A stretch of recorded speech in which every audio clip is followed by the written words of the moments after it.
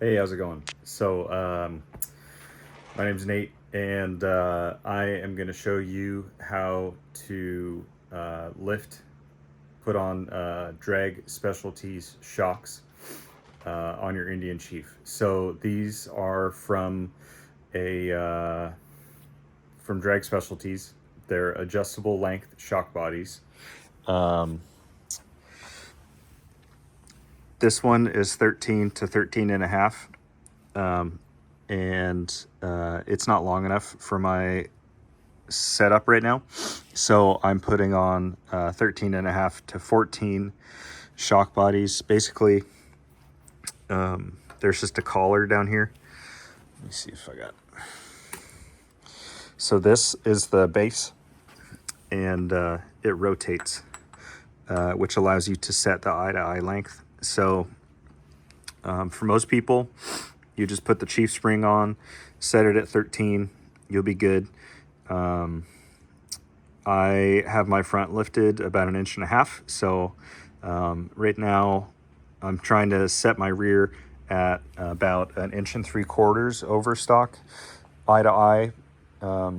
That's not accounting for sag, but that's what I got. So this is already on, but it's the same process to that I use to remove the spring from the stock Chief shock, to be able to put it on the Drag Specialty shock. So I already have one set up right now. This is how I'm doing it. This is not how I'm recommending anyone to do it. This is not the safest way to do it. I just don't have a spring compressor. So I'm going to do 2 of these on each side of the shock body, on each side of the spring, to compress it. So that way I can take it off and put it on the new shock body. Basically, you take the tail, run it through here, through the spring, out, and then back inside. And I'm going to do one on the other side as well. But you just crank down evenly on both sides, and it'll compress the spring just enough that it'll stay at the length for when you put it on the shock body. So I'm going to go do 2 of these. I'll show you how it works. This is the sketchy way to do it. This is the only way that I personally have to do it. So this is the way that I'm doing it. I do have my Lawless Garage collar on top to account for the spring that comes on these, because they're for a Dyna.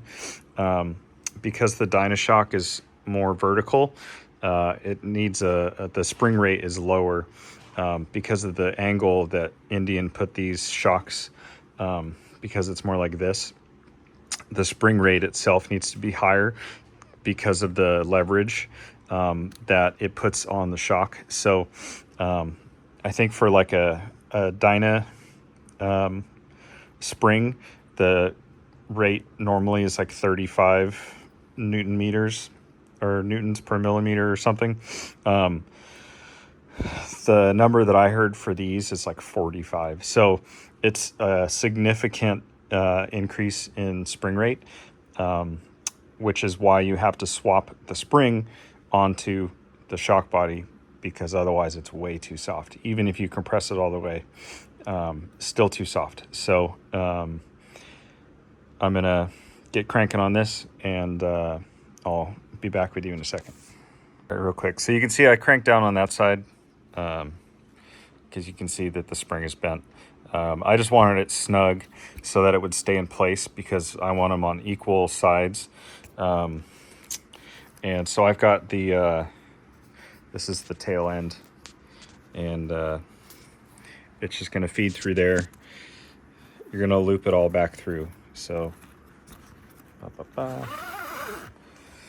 fed it through, then it's going to go through the spring.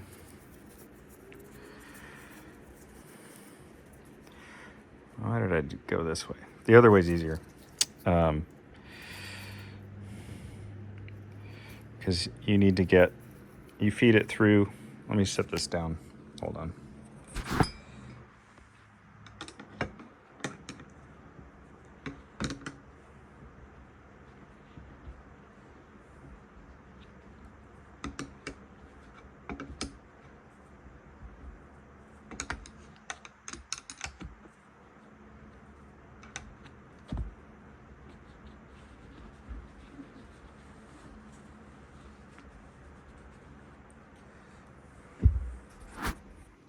Okay. You just need some sort of tool and 2 hands. I'm doing this by myself. This can all be done by yourself.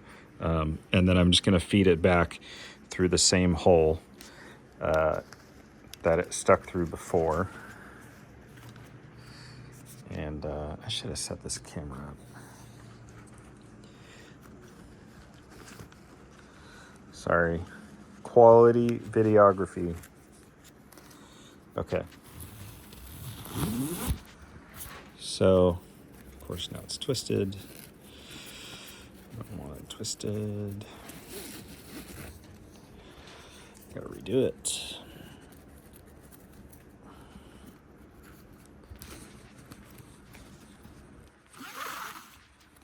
Okay. So, now I have this single strap going through the single location. And then basically I'm going to hold all of these off to the side along with holding this. And then I'm going to ratchet it down and it'll compress and stay in.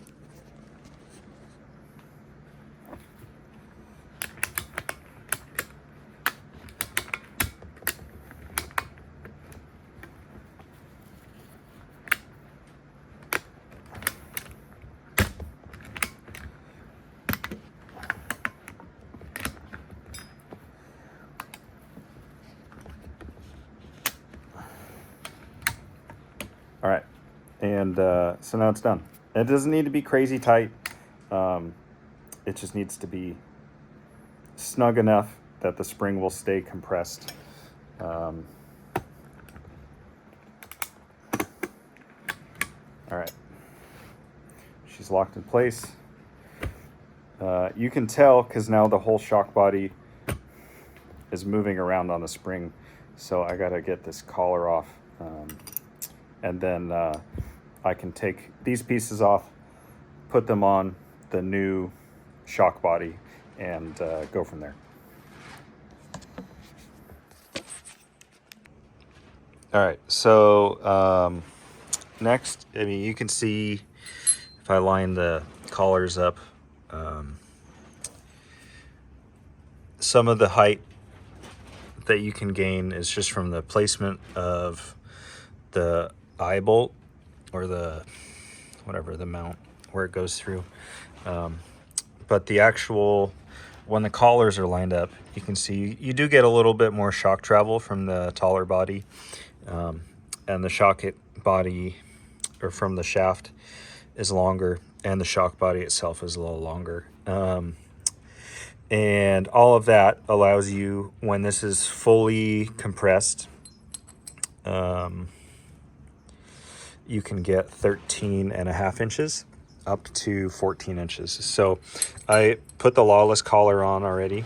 That's going to end up sitting like that. And then you just slide that into the spring. I always do my best to just try and kind of stay away from... You want to keep your fingers out from inside here. But once you get that on, then you can slide this on. This is the spring retainer. You want to go lip up. And you're just going to thread this into place. You are going to have to play around with how compressed you have your spring, because the height setting that you put it at is going to dictate how compressed your spring needs to be. The longer your you make your shock, the less compressed your spring has to be. So I know when I am at 13 inches, basically I can use one collar and the spring has to take up the rest of the space. But as I extend it, I need to, I'm having brain farts. I need to extend the shock, reduce the preload as I make the shock longer, because as you make the shock taller, it's going to sit more upright. So you're going to need less preload. Yeah. So once you get this on, I'm going to kind of thread everything close to in place, and I'll be right back and show you decompressing the spring. All right, so I threaded on the secondary one. They're gonna need a little backup. These are kind of a pain in the butt to get even. When you're trying to set the height, the easiest way that I've found is to count the number of spins. So like this is set, so I'm gonna start, each half a turn is gonna be 1. So I determined that I wanna set it around 40 turns from the bottom, which I'll do in a second. But this is my least favorite part, releasing the tension. I always just hate this. And again, you just want, there we go, bada boom. And it's easier once you have the one done. Sometimes you need 2 hands. Let me see if I can.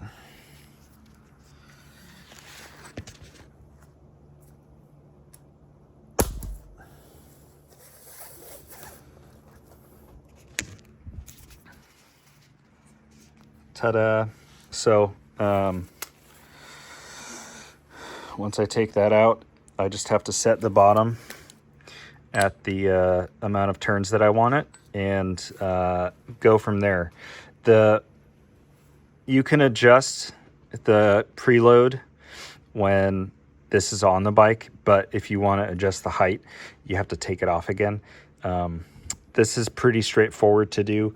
The Drag Specialties bodies do come with some little hooks to adjust it. I will say it can be helpful to use the ratchet strap method when you're trying to adjust it. But also for the big collar, when you're adjusting the actual preload, I've got this tool. I got it from Cycle Gear, and it makes working on the large collar a lot easier. Or you could get this Pit Boss tool. I got this so I could torque down the steering stem nut. It's got a nice square there, so I can put my torque wrench in it, and it's adjustable. And this actually works super well, and sits in there better than this. So this Pit Posse tool, PP2649, was super nice, and I've been using that to help with the collars.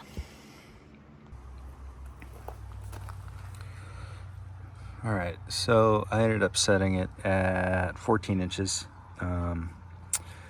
The main concern with the Fab 28 exhaust is the muffler is so long that when there's no weight on the bike, it is contacting the shock body.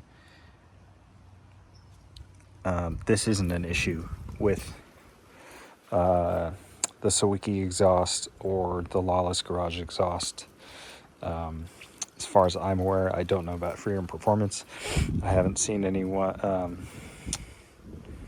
I don't think it would be. The muffler's just so long on these that it creates a little issue. When I'm sitting on it, it's fine. The other thing about having the suspension this tall is the lean of the bike. So my bike, granted, it's on some rocks and dirt, but you get some good side stand lean. One thing that's helping me is, it's hard to see,